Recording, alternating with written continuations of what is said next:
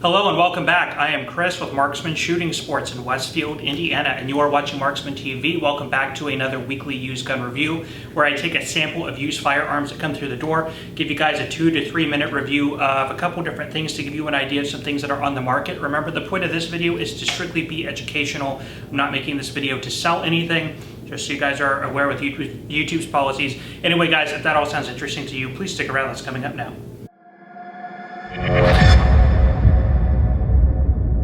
Alright guys, remember the format of this video is I will start off with the most common and kind of move my way to the least common of what you are likely to find in your dealer's used gun shelf. Anyway, starting us off, another quintessential Glock handgun.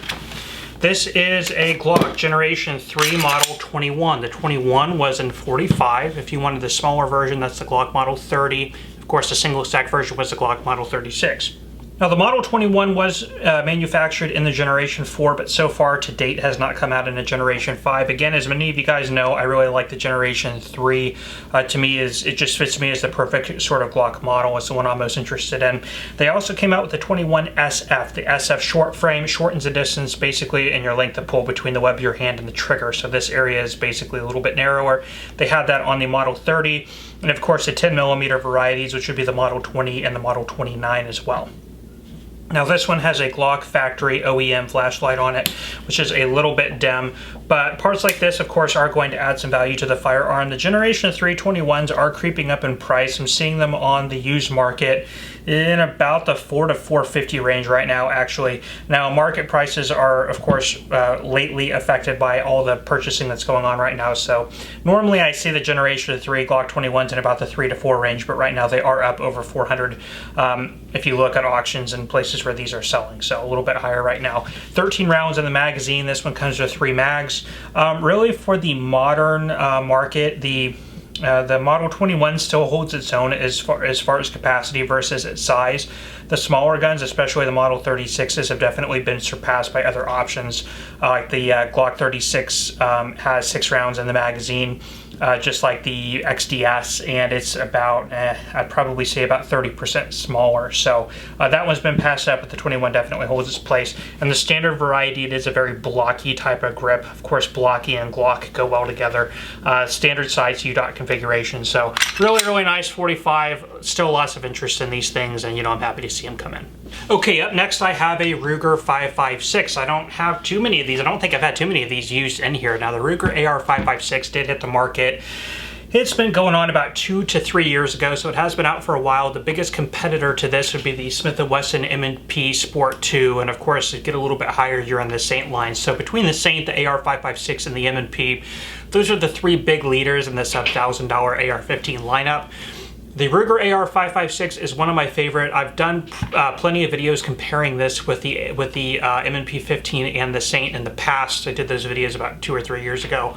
And the AR 556 actually, in a shooting comparison, did the best between the 3 in my opinion. So a really nice basic firearm. One thing Ruger likes to do is take a basic concept and add their own spin on it. So the front gas, the gas block and the front sight base assembly, the A2 style birdcage flash hider, the pistol grip, even the bolt carrier has Ruger stylizing their own little spin on it.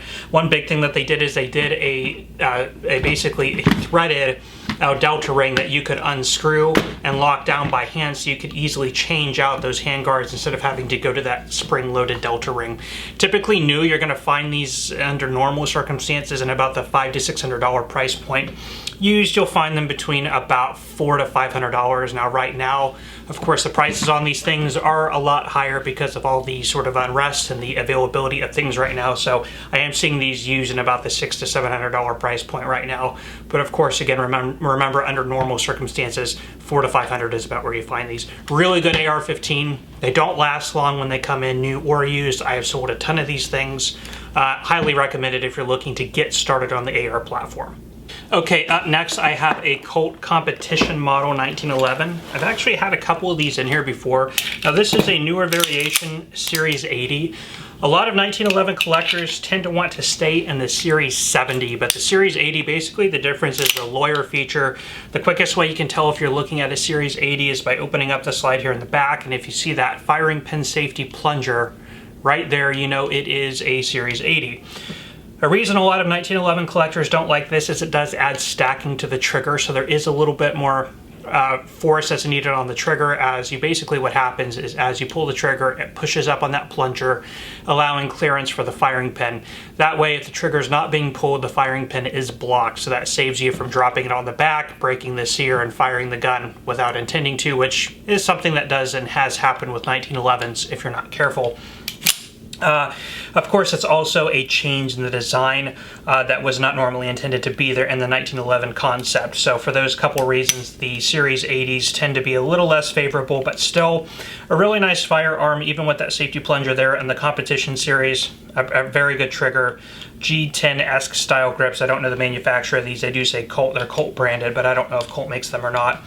Military parkerized finish, fiber optic front sight with a blacked out rear, extended beaver tail safety, skeletonized trigger with over travel adjustment. Really nice, basic 1911. Now new, something like this would be about $900 to $1,000 used. They're in about the $700 to $800 price point. So if you are looking, again, for the price of a new Ruger SR 1911 or something like that, you can get a Colt competition series, of course, used if you look out for one enough. But anyway, interesting firearms. Colts of any varieties do not tend to stick around very long, and there's always buyers for them. Up next, I have a Ruger Mini 14. Now, you guys have seen these on these videos quite frequently. I do get in a fair number of Mini 14s. Now, this one's a little bit different. This is in the tactical side folding configuration.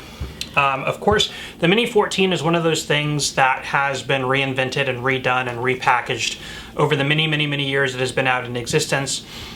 Did see limited foreign military and police use, nothing really in the U.S. military. Of course, it's had its mainstay on the commercial market. Now, a previous one I had this little device on it. I wasn't sure at the time what it was. Apparently, it is a recoil stabilizer. Helps keep the barrel stable in recoil. There you go for that. A2 style birdcage flash hider, folding collapsible stock, and this is Ruger branded, so this was a product offering from Ruger. This is branded as a ranch rifle. Of course, you know, the Mini 14, more or less the same thing. I think the only main difference between the two is how the rear sight configuration is set up. Detachable 20-round magazine. They did make 30-round magazines as well as the 5-round mags for these as well. So upgraded trigger, definitely an improvement there. Really not much else to say about it. Of course, in this scary configuration, don't show the media. Of course, this is what a Mini 14 can look like if it's made to look like a scary black rifle. Like I said, detachable magazine and 223 5.56. But anyway, these have really stood the test of time. They're a really good package. Not much else to say about them. Typically, you know, the Mini 14s have definitely really come up in price. You find them on the new market in the original Woodstock configurations for around the $700 to $800 mark. Used in base model form, you're like at 5 to 6, something like this, and upwards of 7 to 8. So definitely climbing in price. If you're thinking of getting a Mini 14, now is a good time to do it. Again, really cool rifles. They never sit around for very long, and I love to see them come in. Okay, here's another interesting one. This one comes from Ruger. Now, this is the P90. This is a special edition. I've looked around. I can't find what makes this a special edition or what the special edition means. So if you guys have any idea what that is, let me know. This one is in fantastic condition in its original box with 3 magazines. 45 ACP, single stack, double single action with a decocker. Really nice, good feeling gun, has a full metal frame and slide. Now these would basically be replaced by the SR series, which would later be replaced by the American series, which is what you can get today. I'm a big fan of the SR series. You can still find those guns on the market pretty cheap, used around $250 to $350, and I like those more than the Americans. The SR series is probably an improvement over this just due to the size and the weight versus the capacity. So if you are looking for something at a reasonably good value, you know, typically you find these used in really good condition for about the $300 to $350 mark. Special edition, I saw some of these on Gunbroker going upwards of $5. Again, I don't know what makes a special edition, but there you go. Magazine release is on the left-hand side here. Slide stop on the left-hand side, but ambidextrous, like I said, decocker safety with 3 dot sights. These things are really robust and stout, and with the weight, it's going to have a very nice recoil impulse and a really good trigger on single action, of course. Now the trigger on this is oversized, a little bit wider. That is one difference I did find on this compared to an original P90, so maybe that's one difference. Anyway, not much else to say. These, you know, in the 6 or 7 years I've been here, I have seen plenty of these come in I mean, they don't come in every day, but, you know, I'll probably pick up somewhere between 3 or 4 of these every year. So I've had, you know, 20 or 30 of these in either the 45 or the 9mm. The DC89, I believe, is another version of these steel or these metal frame Rugers, but they do come in. Lots of people still have them, and there is a lot of nostalgic interest in these. People, you know, did get these as their first gun in the 90s, early 2000s, and so when they do see one on the shelf, especially for $200 to $300, they usually pick them up. So a really good backpack gun, truck gun, glove box gun, anything you can just pack with you with a really good reliability and a good feel to it. So always happy when these come in. I know, you know, if we price it right, they never last very long. Okay, up next I have a Remington Model 1100. This is a 12 gauge semi-automatic shotgun. Now this went into the scene in 1963 and was a product improvement on the recoil design of the Browning A5 or the Remington 1100 John Moses patent design. Now, going from the 60s in through the 80s, this would actually be the best-selling semi-automatic shotgun in the United States in terms of dollar sales. Entering in about the 1980s, they had a standardized version of this, a simplified version called the Sportsman's 12, which would be found in places like Kmart and Walmart. So that, along with the sales of these, would lead it to being the most popular semi-automatic design. The Sportsman's 12 was just like this, except it just had no engraving, more basic finish. So basically, it had a birch stock as well, and this is walnut. Nice engraving on this, ventilated barrel with a bead sight. Like I said, semi-automatic. This particular one is in really, really good condition. Aluminum trigger group housing here, scroll work on the sides. This particular one, like I said, is just in great shape. Now, one other interesting thing is this is a Mossberg manufactured rifle slug barrel, and this actually fits in this gun. In fact, this was in this gun when we got it. So just kind of an interesting factoid there for you. But anyway, really, really, really nice classic guns. These I do get quite a bit of. I've seen, I don't know, we probably, again, get somewhere between 5 and 10 of these every year, Model 1100s. They tend to be in a lot of people's collections, as they have been really good sellers on the market. Now, in this condition used, you're going to find them in about the $600 range. The variation of these in terms of price and value does definitely go up and down. But right now, sitting around the $600 mark is what I would expect something like this to sell for. But anyway, very, very nice, semi-automatic, classic Remington 1100.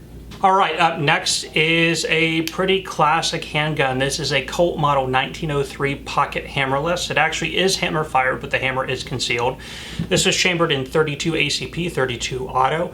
Now, the two most common or most famous uses of this firearm is it was in the arsenal of Bonnie and Clyde, a very famous and popular firearm used by them, as well as through the 1920 gangster era. By the time this would be considered a concealed carry handgun, something that was easily concealable, and the 32 at the time was sort of like the 380 to the 9mm of today. Of course, we don't have too many things in 32 in concealed carry options today, but again, in the time of the 20s, the 30s, the 40s, the 32 was a very, very popular round. You saw that in Europe, specifically in Germany, like all the World War II officer sidearms, non-combat sidearms, the PPK, the PP, you know, things like that. The HSC were all in 32 automatic as well. Speaking of World War II, another very interesting use of the 1903 is in Japan, believe it or not. So officers were able to purchase their own sidearms. Now in Japan, the domestic options were the Type 14 and the Type 94 Nambu pistols, which were not really known for their reliability, and they were also very big and clunky.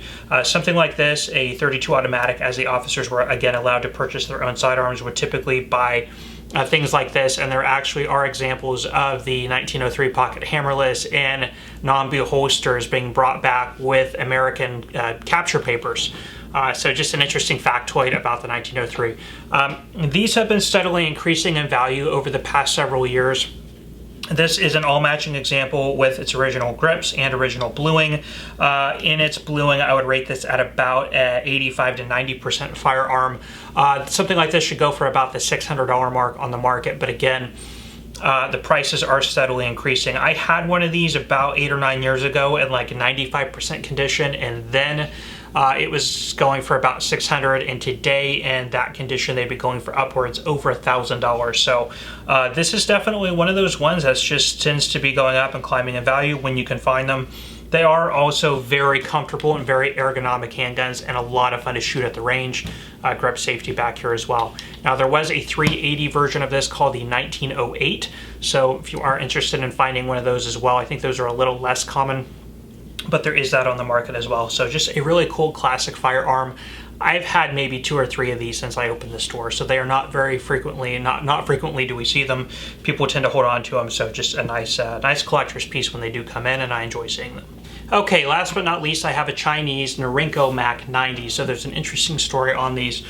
Chinese AKs, when they came into the country during import, and they did not come into the country very long, they were very inexpensive.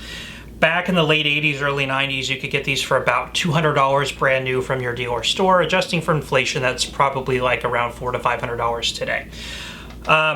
Really, really well made AKs. The Polytechs had a milled receiver. The Macs and just the standard Norinko 56s mostly had stamped receivers. Now, in this original configuration, it would have had sort of the blondish style wood and a big thumb hole stock back here. It was sort of the post band on the Mac 90, and I'll get into that.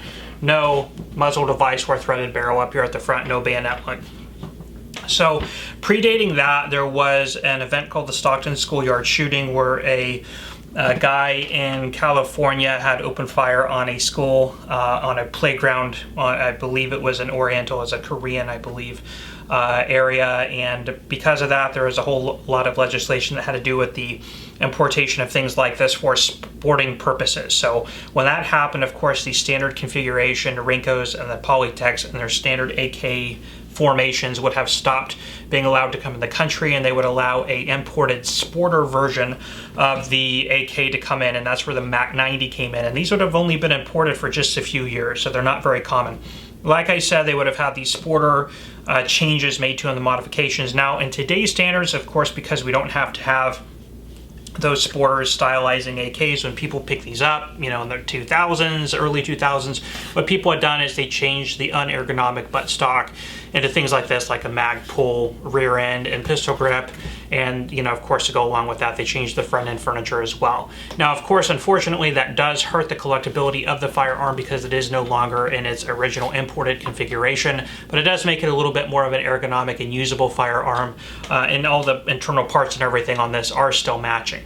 Now, in their original thumbhole stock configuration, you're seeing these go for about the $1,000 to $1,200 mark right now, with replaced furniture and all that stuff. In this configuration, you're seeing them for about $800. So, again, you know, $800 is about the high end of where you're seeing Wasser 10s get up to these days. I'm trying to think.